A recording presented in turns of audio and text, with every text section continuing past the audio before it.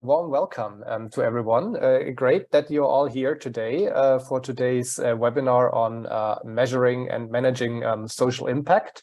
This is part of the Competence Center for Social Innovation series. We do multiple webinars, and today we have a great special guest with us, Thomas from Phineo, who will introduce himself shortly. Just real quick, before we dive into like the topic of today's webinar, I want to give you a kind of like quick admin overview of like today's webinar. So we are recording this webinar. If you feel uncomfortable for whatever reason, for example, with being recorded, feel free to turn the camera off. If not, it's obviously totally fine of like leaving the camera on. We plan to put this recording on the website of the Competence Center for Social Innovation later on, so that like people who might have missed the webinar today would still have a chance to look at it afterwards. We plan to have a webinar now. It's about we've planned for 1 hour, so it's probably going to be about 30 to 40 minutes of Thomas presenting, and then we still have time for Q&A. And before we dive in, I want to quickly give you an overview of our webinar series in general. So this is the second webinar this year that we are having. We had the first one 2 weeks ago that was on a general overview on impact investing. Today, as mentioned, measuring and managing social impact. And we have 2 more planned in the upcoming months, which is on the one hand, investment readiness for social enterprises. That will be led by myself. And then we have another one, scaling impact and systems change together with Ashoka. I am Christoph, I'm from FASE, so we are kind of like co-organizing this webinar series. If you want to learn more about FASE, happy to speak afterwards if there's still time for the Q&A, but that shouldn't be like the focus for today, because today is really about what Thomas has to tell us today. So I would already hand over to Thomas, and thanks so much for being here with us today, and looking forward to the webinar. Thank you, Christoph, for the introduction and especially for the invitation to do it with you. We already did it in a German version in, I guess it was September or October. So it was really great, and I'm really happy to see you all here in that webinar. Before I start, I want to just introduce myself really quick. I'm working for Phineo and the impact investing team for about 3 years now. And I'm responsible for impact measurement and management for investors on the fund level, but also on the investee level, but also for other organizations, for impact startups, for nonprofit organizations. Prior to my work at Phineo, I was at a company foundation in Munich, where we supported education and water and sanitation projects, especially in emerging markets. And also there I already had to do with impact measurement and management, because we funded those kind of impact-oriented project already. For my personal background, I studied political science in Munich, did my master's in politics and technology at the Technical University. Yes, so far to myself. During the presentation, if you want to already, or if you have already some questions during the presentations, feel free to ask them. I don't see the chat, unfortunately, so I would ask Christoph to look at it, and yeah, if you have any questions, feel free to ask them in the chat, interrupt me. I'm glad to be open to those questions already. Yes, so measuring and managing social impact. Before I start, I want to give you a short introduction about Phineo for those of you who don't know Phineo. Phineo is a nonprofit organization. We do analysis and consult other organizations about impact orientation, but also about their social engagement. We were founded in 2010, so 13 years ago. And right now we have around 80 employees in different kinds of teams. One team, as myself is about impact investing. We have a team especially for nonprofit organizations and foundations. We have another team for the consultancy of municipalities, and so on and so forth. So we really have a great network of partners and clients through all those different sectors. And our approach is to create knowledge and award good projects. For example, our Wirkziegel, our seal for impactful projects. We develop innovations and implement agenda setting. Especially when it comes to municipalities, there's a big program going on right now. We promote projects and empower organizations. This is what we are basically doing. This is my field. And we advise and accompany donors as well as other organizations and for investments, but also on philanthropy. Here you see a variety of partners in Germany, but also in the rest of the world. So we have some institutional partners like the Bertelsmann Foundation, the Schöpflin Foundation, but also KPMG or the Deutsche Börse. And we have worked with different kind of partners, as I already mentioned, with federal ministries, but also with ministries on a state level, with the European Commission, with foundations, with traditional or conventional actors, corporates like Munich Re, like Vodafone, but we also engaged in associations like the EWPA, the Impact Management Project, or the Bundesinitiative for Impact Investing. This is just a quick overview of what Phineo is doing, and now we get into the topic about impact measurement and management. Basically, everything we do can or could have a positive effect. So, for example, when we are driving a hot car, this could be or could have a positive impact for ourselves. It's quiet. We can listen to our favorite music or podcasts. We are flexible and are not dependent on schedules of public transport. We can have a positive impact on people around us when we are working in an organization, on people with disabilities. So everything we do could have a positive impact, but also negative impacts. When we are looking at using our cars, we all know those problems about space, about the environment, about carbon emissions. So this has huge negative impacts on our society and on the planet. But we also could have negative effects or impacts on the target groups we try to or with our projects. We could exclude, not on purpose, but we could exclude other people from our programs if we are not try to implement or have not every stakeholder in place or mentioned. And this could generate negative effects and impacts. So the question is, on the one side, how do we, first of all, set our goals and our targets, but also how do we measure and understand impact? So this is what I'm trying to tell you today on a more basic level.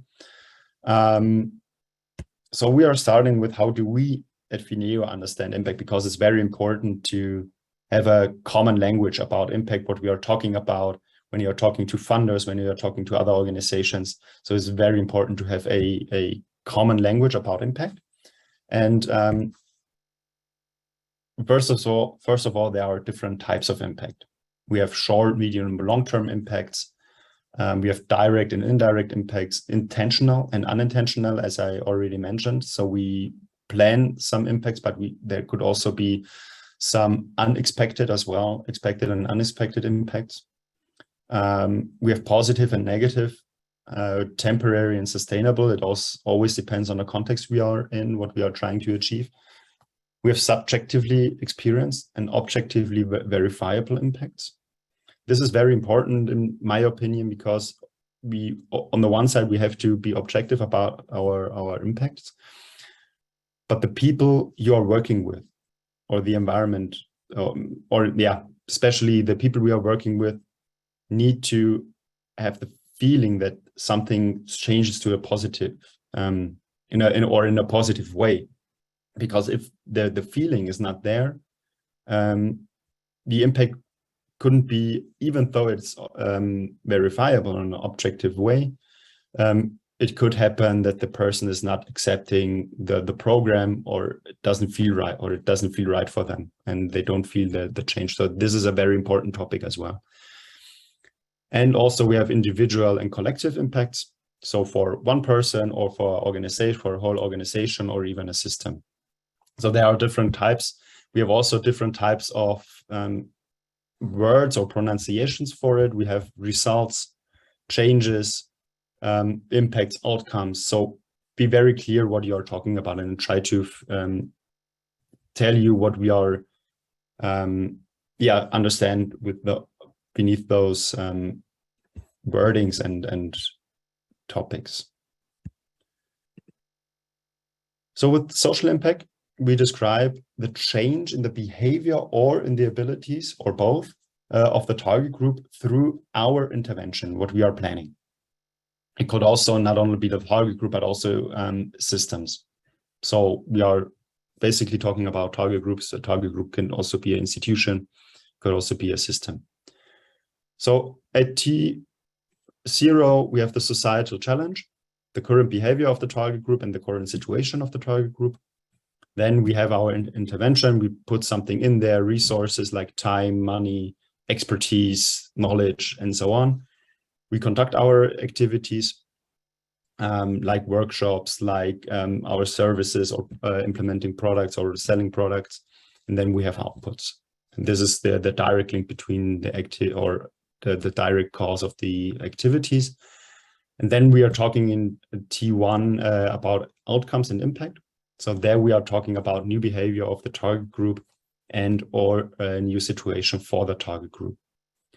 So this is basically how we understand the change in behavior.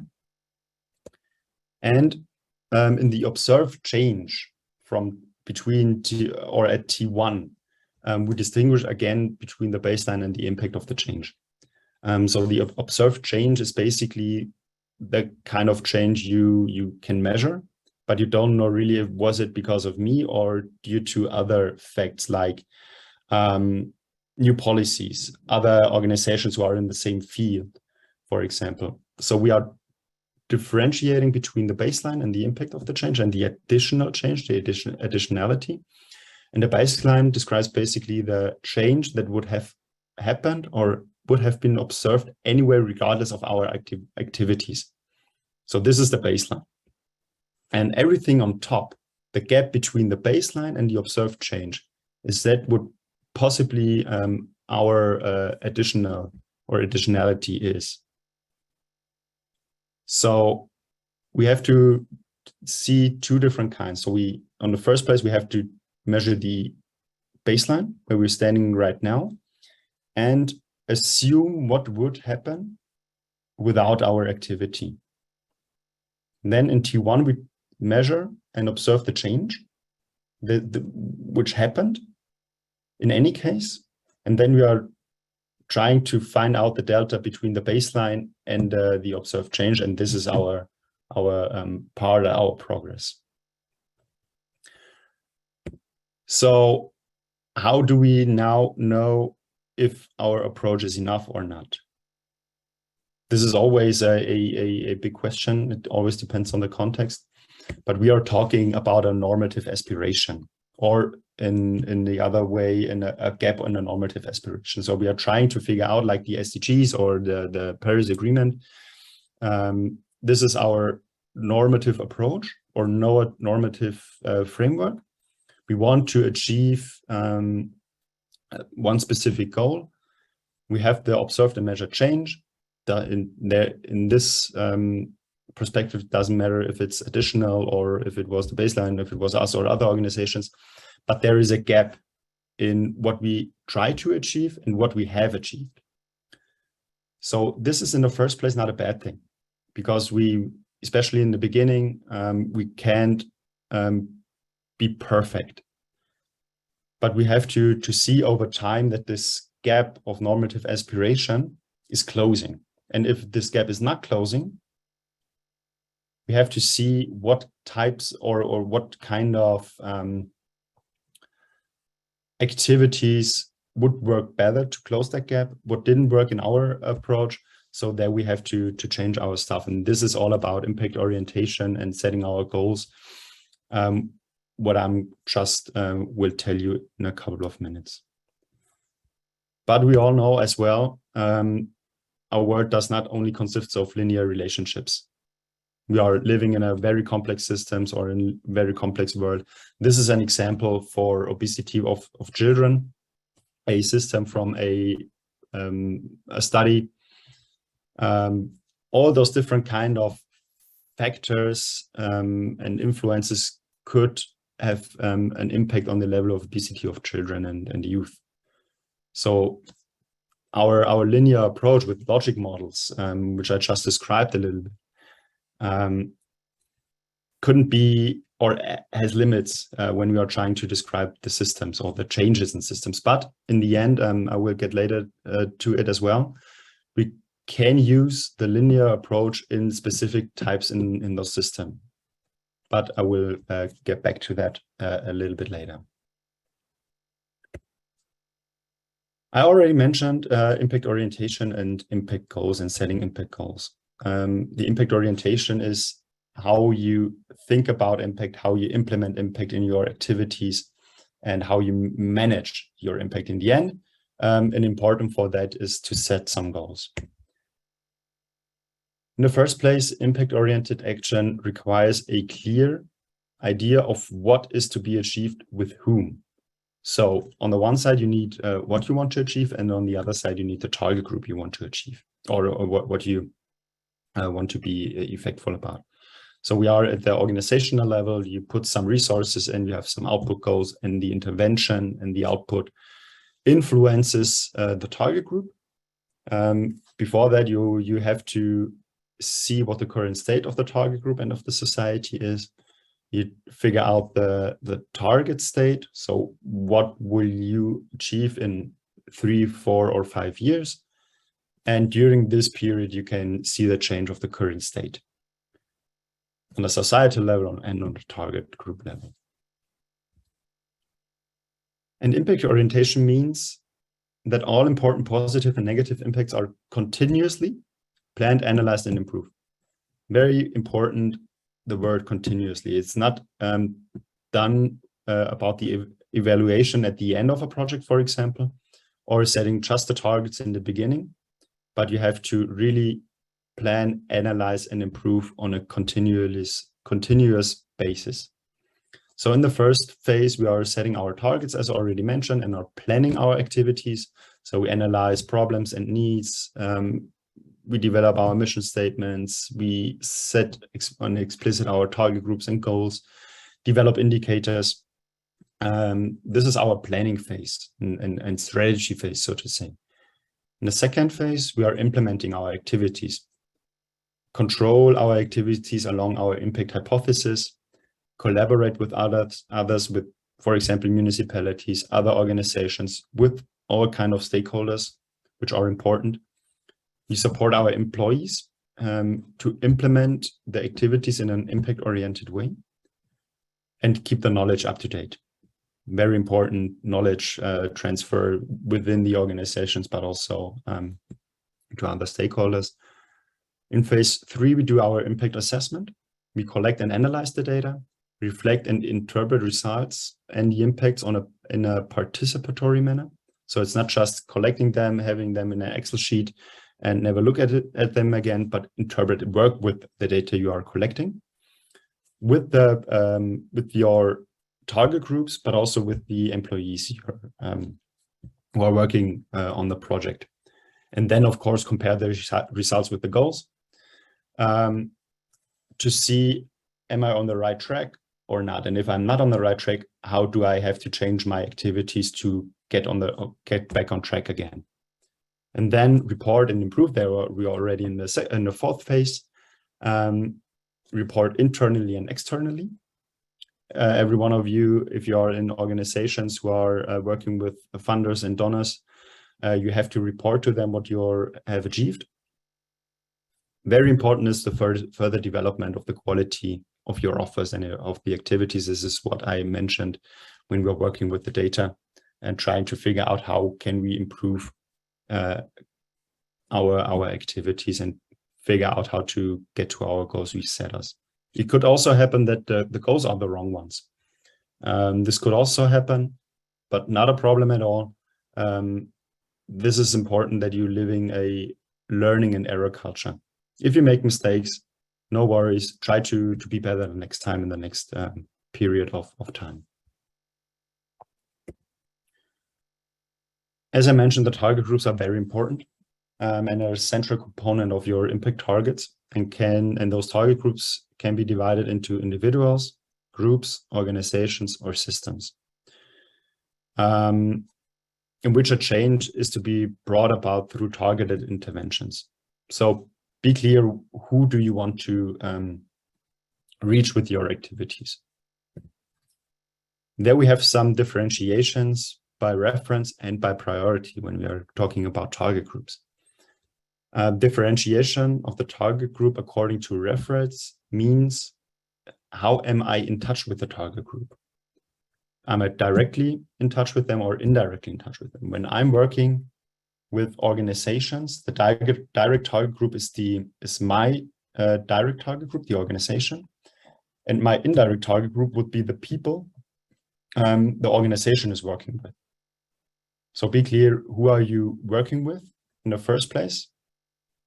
And in the second place, about priority, in which target group are changes mainly to be achieved. So my target group, my primary target group, in most cases are organizations, who then again in my secondary target group would be the individuals the target or the primary target group is working with. It could also happen that you want to target a primary group, for example, children, but don't have access to them. And then you could work with parents who then can influence their children again as the primary target group. So be clear who you want to target with your activities. Is it your primary target group or the secondary target group, and who you're working with?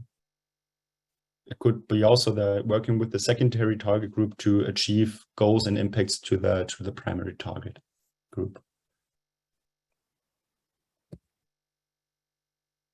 And then when the problem is stated, when we know our stakeholders and target groups, then it comes to setting the goals. We use at Phineo the Phineo results staircase. You see on the right the output, outcome, and impact level.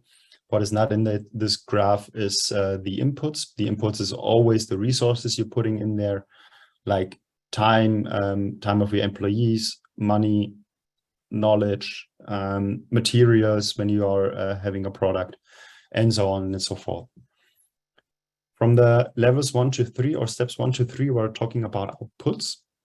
This is directly linked to your activities, like the carried out and plan your activities, target groups are reached, and you accept the offer. And from step 4 onwards to step 7, we are talking about impact. In the English version, most of the time you have the differentiation between impact and outcome. But in our opinion, it is very important to really divide those two parts, because the outcome level is mostly at the target group level. So we have the changes and in this life situation or in the behavior of the target group, and the impact, we define it as the changes on the societal level.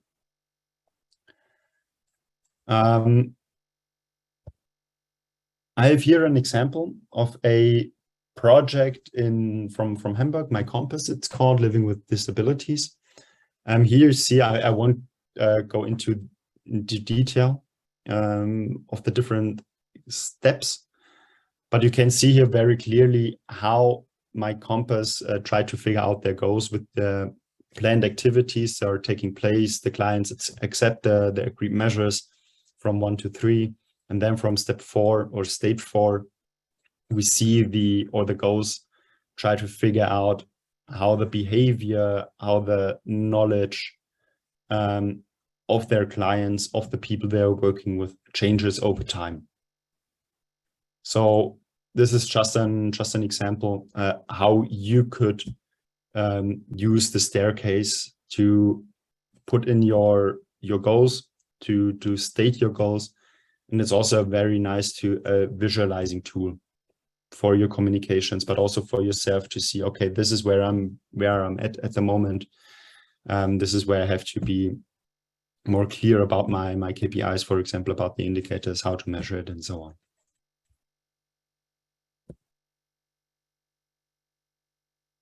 As I mentioned earlier, our world doesn't consist of linear relationships, but we are living in a complex world and we're living in systems.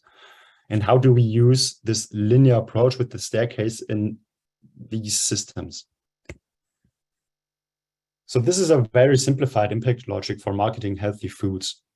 Healthy food marketing, or every one of us know the chips advertisement or chocolate advertisements and unhealthy food advertisements in the TV, in social media, out on the streets.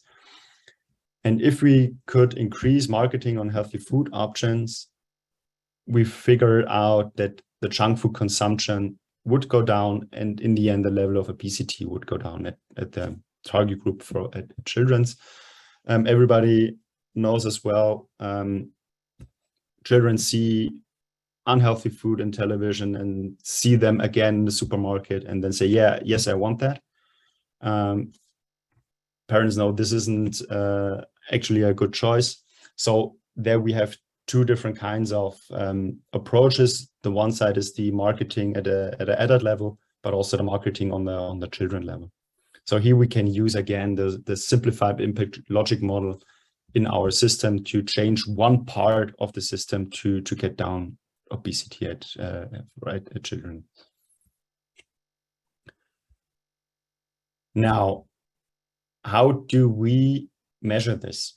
How can we make sure that we reach our goals? How do we verify that our approach is impactful? And there we come to indicators and serving methods. So an impact review takes into account both qualitative and quantitative data. The measurement is more quantitative data, impact assessment is more qualitative data. Just last week, I talked to a professor of social innovation and social entrepreneurship here in Munich at the Hochschule for Applied Sciences. And he stated actually there's no difference between quantitative and qualitative data, it's just data. I'm not quite sure how to put it, but this is a very interesting discussion, especially when we are trying to figure out, or how do we measure, for example, how sufficient our groups is, so we can put a scale on it. So from 1 to 5, I'm happy with that intervention, or I could ask them to write down why they are happy. So there's not really a difference. He says, I'm not quite sure about it. I have a little bit of a different opinion, but basically we have a common procedure. So we query the spectrum of impacts qualitatively. So we want to know what is happening. And we want to know on the other side, in the second step, in knowing in how many the impact occurs and to what extent. So how many people do we reach and how high is the change, so to say. Not only what has changed, but also the amount, what has been changed. So indicators in the end are needed to check goals. Indicators are needed to make changes visible over a period of time and to evaluate the achievement of your objectives, as already mentioned. We are differentiating between direct indicators, which are directly consistent with the results, and indirect or proxy indicators, which indicate a relationship that is not directly observable or measurable.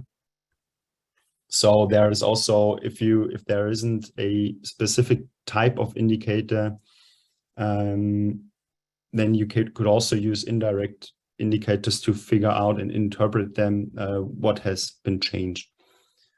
And indicators can be formulated for all parts of the impact chain, for the inputs, for the outputs, outcomes, and impacts.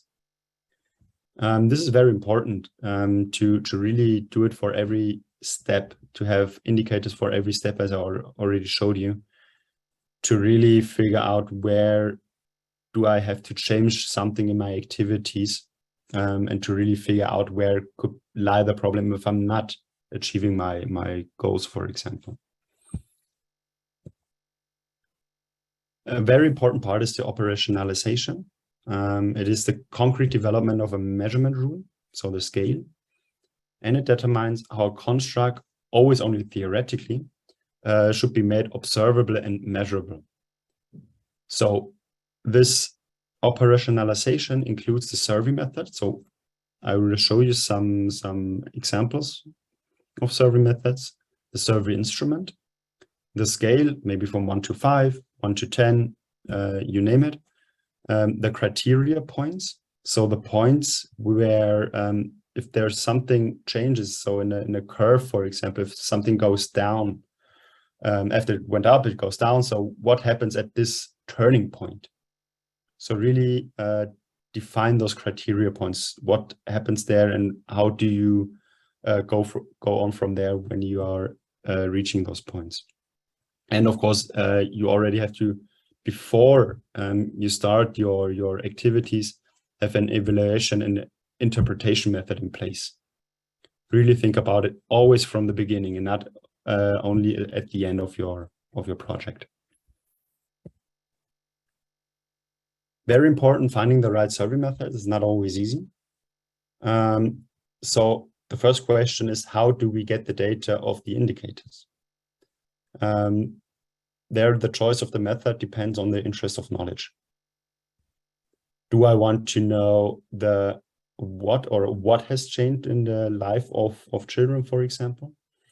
Then we have to use a more qualitative approach. If you want to know just how they, or just is the wrong word, or how they changed or did they get better at school through our activities, then you need other scales. So it's very important, choose the method depending on the interest of knowledge. And the second question is, what do we need which information for? Just not collect data for the data's sake. So you have a huge amount of data, but can't use it. So really try to figure out what information do I need and what information do I need for what for. So indication of whether quantitative or more qualitative methods are suitable, but also try to figure out to be really figure out what the information is for. Is it for your own personal or internal use? Is it for external use? And so on. Depending on the interest and knowledge, qualitative or quantitative data are more suitable. So when we are using qualitative data, we always ask the questions, how did something happen and why did something happen? So it's more a descriptive function, or it has more a descriptive function. And you hopefully gain a deeper understanding of causes, relationships, facts, or developments. There are some methods as well, like semi-standardized or open interviews, focus groups, observations, or document analysis. And when it comes to quantitative data, we are always asking the questions, what happened and how many people we are or have reached. So we are expressing information precisely in numbers, and those numbers enables an overview. We can compare it to other programs, for example, and verify on a statistical level or verify of statistical dependencies.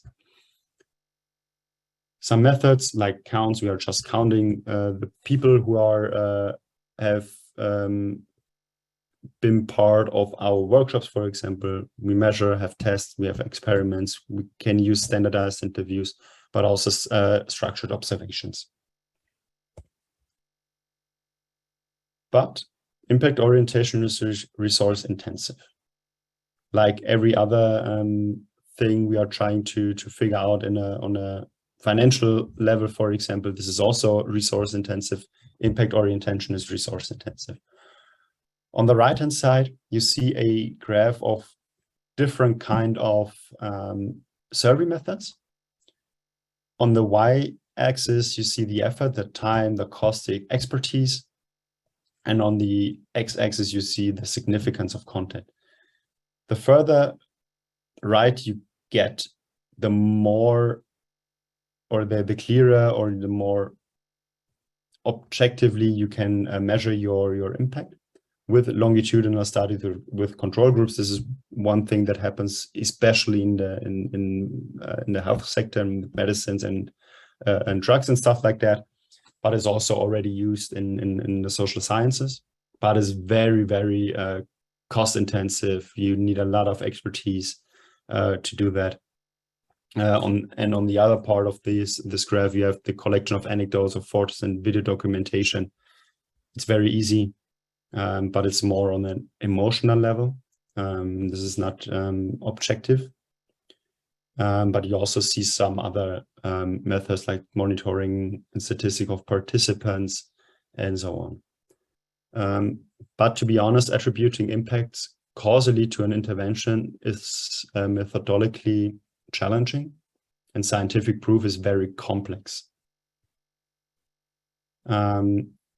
So there's a risk of mismanagement if one limits oneself to indicators that are easy to collect. So be really aware about the indicators you are trying to collect. And in principle, the more, as I already said, the more meaningful the method, the more resource intensive it is. We do have some risks. The introduction of an impact orientation is accompanied with risk, but also with opportunities. As I already mentioned, providing scientific proof often exceeds the resources and competencies of especially small organizations, and is also not practicable in everyday life. There is, of course, a danger of excessive bureaucracy. So you overload your employees or your colleagues by just collecting data, which could be very, very difficult or very time consuming for them, and then don't have any time to improve their projects. And this could lead very, very quickly to frustration. But we also have some opportunities. It is worthwhile to use simple methods to determine whether the desired impact is achieved. Even this does not yet prove or provide proof of causality. So this is also a time thing. In the first year, you can't measure outcomes normally. So it always needs societal change or change in behavior always needs some time. So especially in the beginning, simple method, get your methods straight, try to figure out to measure the outputs straight, and then you can go on afterwards and be more detailed, be more specific about the causality. So to wrap it up a little bit, before I can go on to the last part of my presentation, make sure that it becomes clear with whom what has been achieved. Make sure that you rather collect few but meaningful indicators, especially on the outcome level. Make also sure that information on an indicator is regular, systematic, and easy to collect. Also, at least one indicator is assigned to each objective. We mostly try to have 3 to 5 indicators, and make sure that different aspects of an objective are covered by different indicators. So this is just a small checklist how you could develop indicators. And the last part is talk about your impact, externally and internally. So while most of the time it's kind of hard to talk about impact, in most sectors there are no objectively correct goals. It's always depending on the context. They must be developed individually and regularly. So as I already mentioned in the beginning, try to have a common language with your stakeholders, with your funders, with the target groups. And the context, and as I also mentioned, context and objectives vary. Practical procedures are needed to really figure out to achieve those objectives. So one thing a very important thing is create spaces for dialogue and test your methods in practice. And it pays off. It really pays off. We know that from our expertise or from our other organizations we have worked with. One thing is find support internally with employees, management level, but also on an external level from customers, public, politics, target groups, and every different kind of stakeholders. You can talk about to interest or to get interest and to motivate people, but also to report and legitimize. And the other part is about learning and improving, as I already mentioned as well, to manage and decide how do we improve our projects. Those can be activity related, but also could also be on an organization level. Learn and improve. So what are benefits of learning? Joint learning from the results of the impact analysis improves the processes and ideally the impact of your project. It builds knowledge in the project and in the organization. It prepares for important decisions, but also could promote an understanding among employees of the need for impact analysis as well as decision making. Promoting a learning culture, as I said, is costly, but very important. So please provide resources, so time for employees, material costs if applicable. Accept errors, very important. Don't be demotivated by errors. Accept them and try to make it better the next time. And make insights transparent from errors, but also from your goals you achieved, from good things and the bad things. And promote these dialogues among each other internally and also externally. So everyone else can also learn from your experiences. And provide an opportunity to learn in regular meetings within the organizations. It could be on a quarterly time period or annually basis. Really depends on the project. But also talk and learn with stakeholders, with the target group, with funders, with donors, with politics, with other organizations.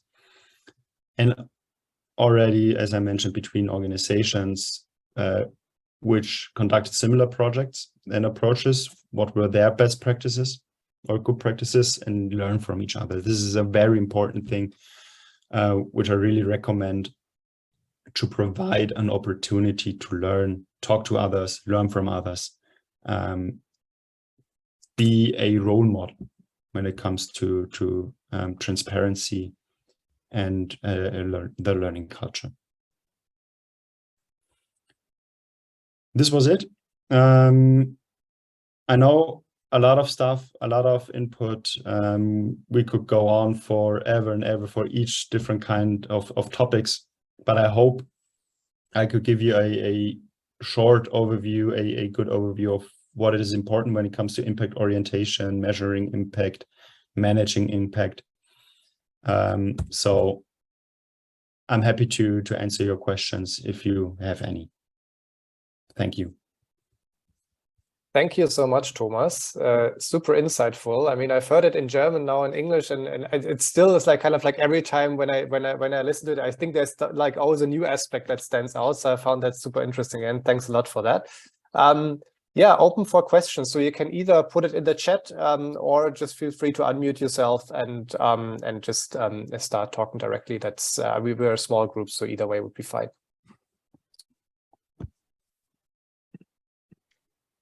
Okay, so maybe I will start. Thank you very much, first of all, for all these insights, how you measure impact with Phineo. You differentiated at the beginning between the baseline of change and the additional change. And maybe you can give an explicit example of, so when it comes to the how and the what have changed, how you differentiate between this baseline and the additional. So maybe you have an example which would be baseline and which would be additional in a concrete example. Let's stay in the education sector. the most, maybe a more simple example would be having workshops for children to be better in mathematics, for example. If you don't have this or your activity or those workshops, the success in school wouldn't change a lot. So they would have bad grades in the future as well as today. So this would be the baseline. Maybe there is no change. Maybe there's a little change, depending on maybe there's more support from the school.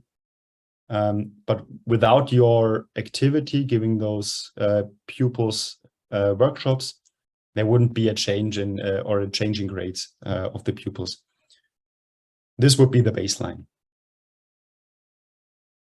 With your activities, you observe a change that is higher from the baseline, hopefully, of course.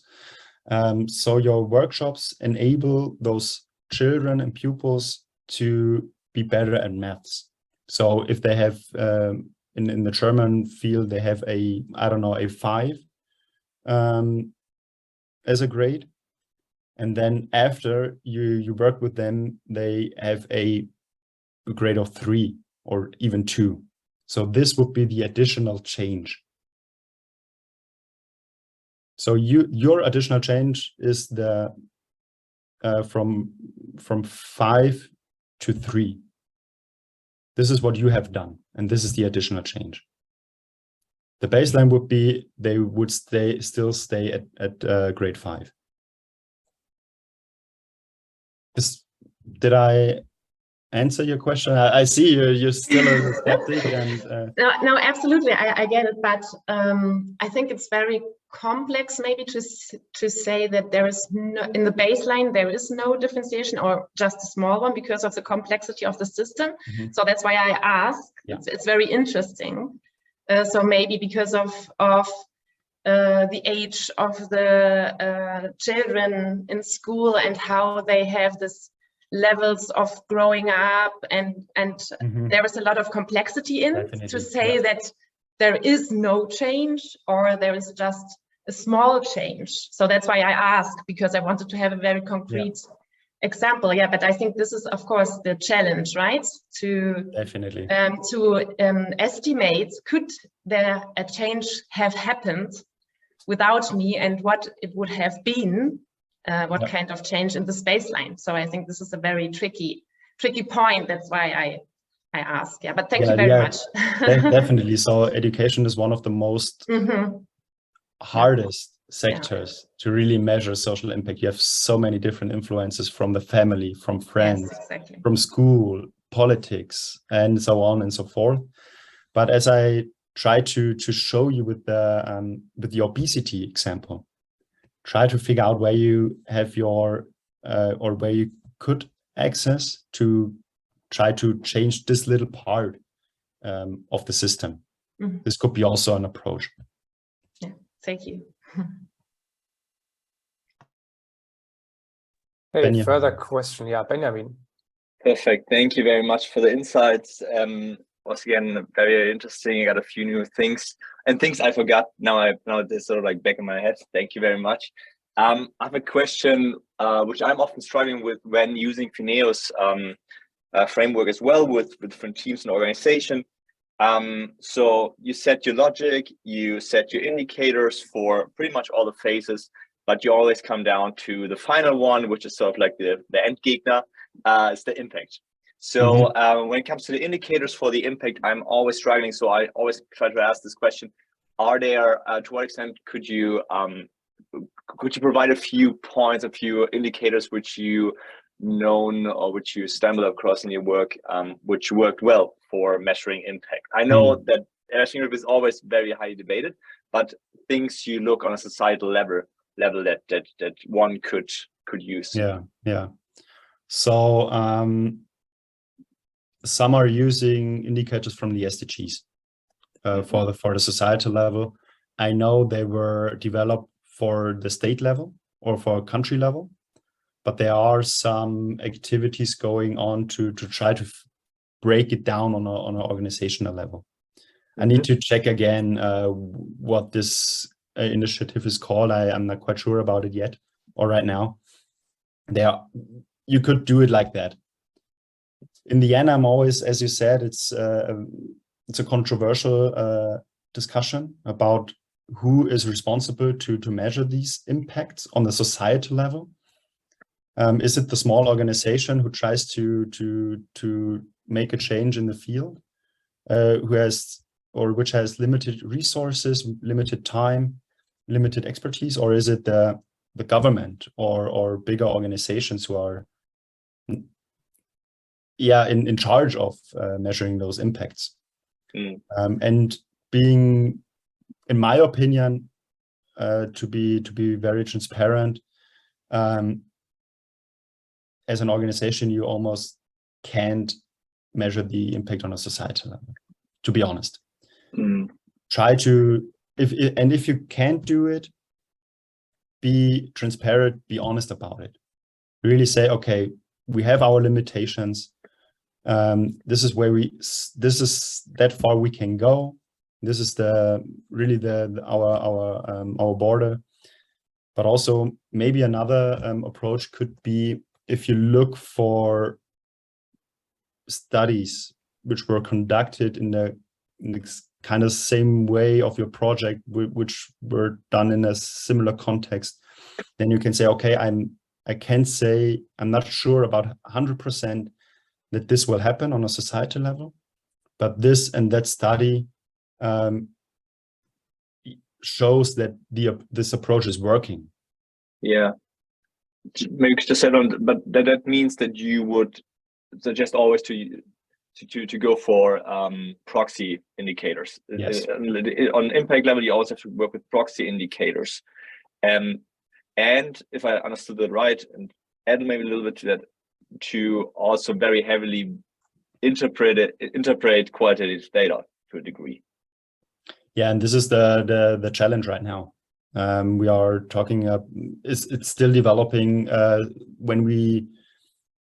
I know some professors or scientists who are working on text analysis using machine learning algorithms to figure out some patterns, to figure out some clusters and stuff like that. But we are still in the beginning to figure out how, or to really develop good methods to measure these impact on a societal level as well. It still needs some time. We try to figure out and do our best. And as I said, the most important thing right at the moment, in my opinion, is honesty and transparency. Thank you. You're welcome. Right, Saskia. Ja, vielen Dank. Erstmal vielen Dank für den guten Vortrag, Thomas. Ja, ich möchte gerne einmal wissen, in welchen Feldern, or we speak English all the time, but I'm thinking German. So I just thank you so much for the presentation so far. So I just wanted to know in which kind of field is Phineo operating in which kind of field are you doing social impact, and what are your results so far? Like, just to make it a little bit more practical, I would like to know. Yeah. We were in contact with many different kind of sectors. When you look at our homepage, we did some sector reports. There are 15 or 16. So one was about nonprofit journalism. One was about how to include women refugees into our or better in our systems or in our society. The most recent one is about climate change and how nonprofit actors can act within the climate change. So a very different kind of fields and expertise. We have some colleagues who worked for the GIZ in an international context for development aid, like myself. We have some psychologists, we have some people who are coming from the education. So very different kinds of expertise and different kind of sectors we are working in. Mm-hmm. Okay, yeah. And what would you say, like, what kind of like social impacts did Phineo already made, like just to make it a little bit more, how to say, more practical? Yeah. Because theory is always one side, and then see how you do it as a company would be something. Our impact is especially with other organizations. So we are not working with the people on the ground, so to say. But when you take a look at the final report of our Scala initiative, where we funded over 90 different organizations, and I haven't the numbers in here right now, but I think it was over 80 or 85% of the organization which said, okay, now we have a better impact measurement management system in place. We got more money because the other people came across or stumbled across our projects due to the Scala initiative. So this is a very, very high, this was a very, very successful program. So this is one part of it where you can take a look at how we changed. In the end, it's not our success because we are helping them to help themselves. So, but we help them to be more successful in what they are doing in their daily business. Mm-hmm. Okay, yeah, perfect. Thanks so much. You're welcome. All right. I would have another question if nobody else would like to. Your impact step reminds me on OKR, so on objective and key results. So I asked myself if you are working with a system also for aligning different levels of activities or people in activities. Yeah, so are you working with OKR, or do you just working with your step without naming it OKR? I don't know.